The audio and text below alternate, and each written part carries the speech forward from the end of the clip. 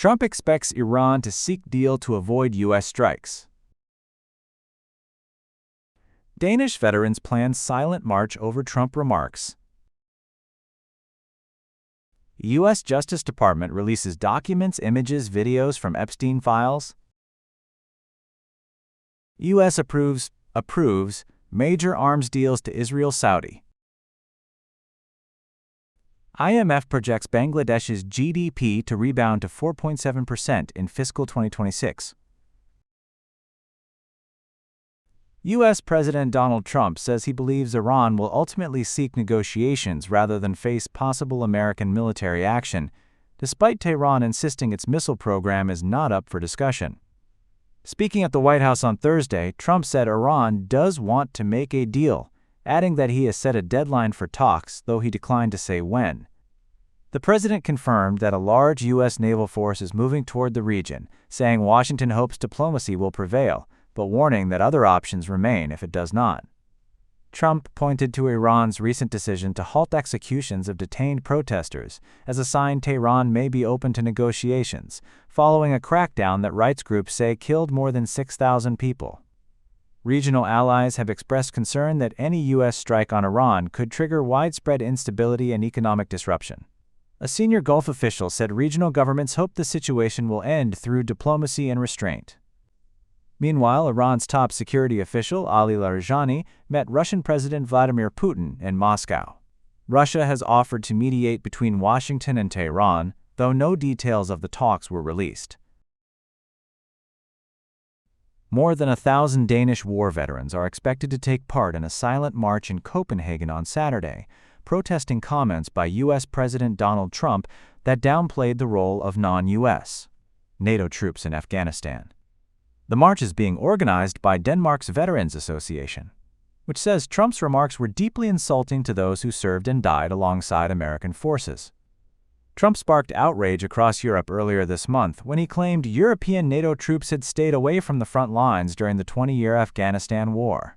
Danish forces fought alongside the U.S. not only in Afghanistan, but also in Iraq and the Gulf War.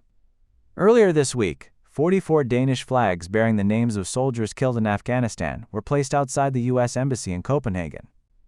The flags were briefly removed by embassy staff before being restored, with the embassy later apologizing. The U.S. Justice Department has begun releasing millions of new documents linked to the Jeffrey Epstein case, including photos and videos, reigniting controversy around President Donald Trump. Deputy Attorney General Todd Blanche said the White House had no involvement in reviewing or censoring the material. He insisted no one was protected during the process, including the president. The Justice Department acknowledged that some documents contain unverified and sensational claims, including material submitted to the FBI ahead of the 2020 election. Blanche rejected accusations that damaging information about Trump had been removed. More than 3 million documents, along with 180,000 images and 2,000 videos, are being released. Images of women and girls are being redacted, except for those of Ghislaine Maxwell, who is serving a 20-year sentence for trafficking underage girls. The United States has approved multi-billion-dollar weapons sales to both Israel and Saudi Arabia as tensions rise across the Middle East, particularly with Iran. The U.S. State Department authorized a $3.8 billion sale of 30 Apache attack helicopters to Israel, along with $1.8 billion worth of armored tactical vehicles. Washington said the deal is meant to support Israel's self-defense capabilities. The approval comes despite only a fragile ceasefire holding in Gaza Strip, following nearly 2 years of war between Israel and Hamas. At the same time, the U.S. cleared a $9 billion weapons sale to Saudi Arabia, including 730 Patriot missiles designed to defend against aerial and missile attacks. The weapons approvals come as the United States increases its military presence near Iran, and after Israel carried out major airstrikes last year on Iranian military and nuclear sites. The International Monetary Fund says Bangladesh's economy is expected to recover next year, after a recent slowdown.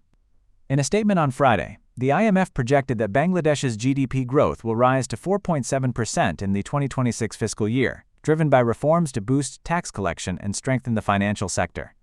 The IMF said growth could gradually accelerate to around 6% in the medium term if those policies are fully implemented. Inflation, however, is expected to remain high.